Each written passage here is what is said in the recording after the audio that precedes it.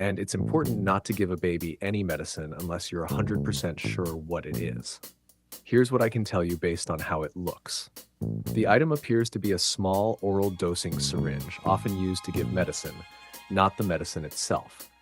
Baby cough medicines in the US are liquid syrups in bottles, not pre-filled syringes. Most infant cough cold meds are not recommended for babies under 2 years old.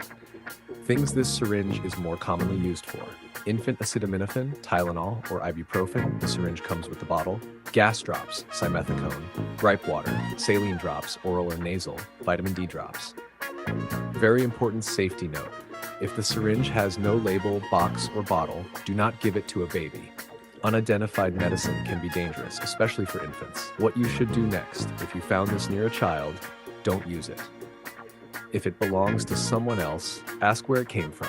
If you're worried a baby already ingested something,